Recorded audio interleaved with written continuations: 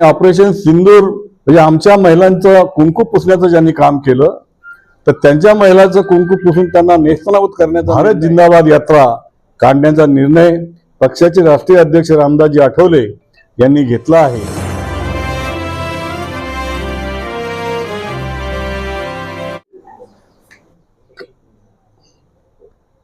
काश्मीरमध्ये पहलगाम हल्ला या पाकिस्तानच्या दहशतवाद्यांनी केला आणि त्या हल्ल्यामध्ये भारताचे निष्पाप 26 जणांना मरण द्यावं लागलं आणि 26 जण मारले गेल्यानंतर दहशतवाद्यांनी जो क्रूरपणे हल्ला केला, त्यांची जात विचारून हल्ला केला आणि गोळ्या घालून त्यांना ठार मारण्यात आलं।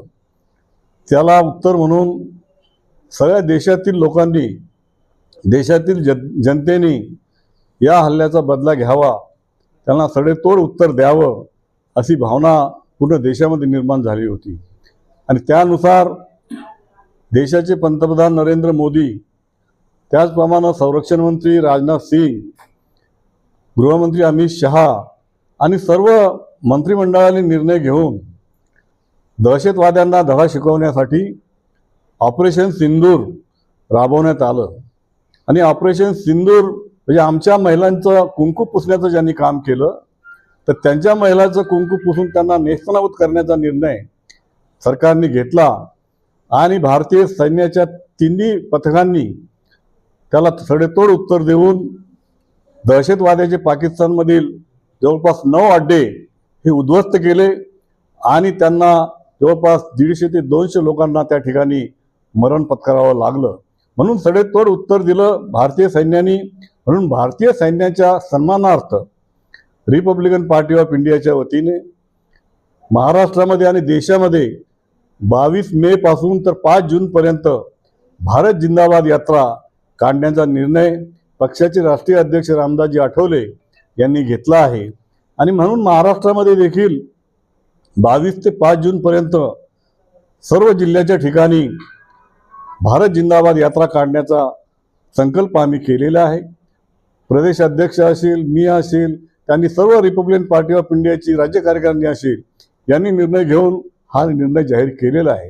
त्यानुसार आज रिपब्लिकन पार्टी ऑफ इंडियाची जिल्हा व शहर कार्यकर्त्यांची महत्त्वपूर्ण बैठक आज या ठिकाणी संपन्न झाली आणि या बैठकीमध्ये या भारतीय सैन्याला पाठिंबा म्हणून भारतीय सैन्याच्या सन्मानार्थ 3 जून रोजी संभाजीनगर शहरामध्ये भव्य भारत जिंदाबाद यात्रा काढण्यात येणार आहे।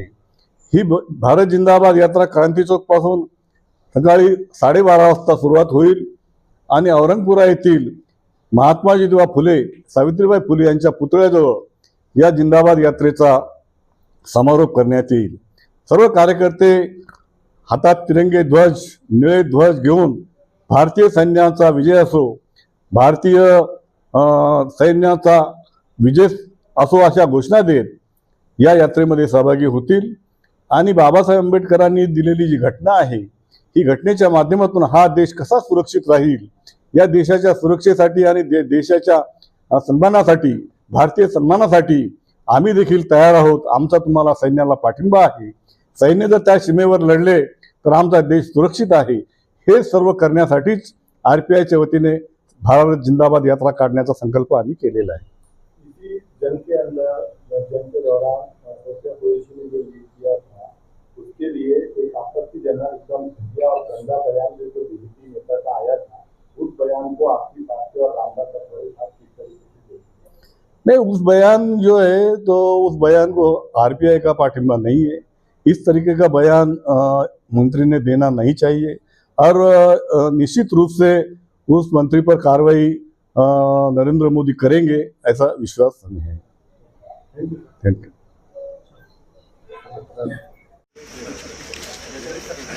Subscribe now and press the bell icon. Never miss an update.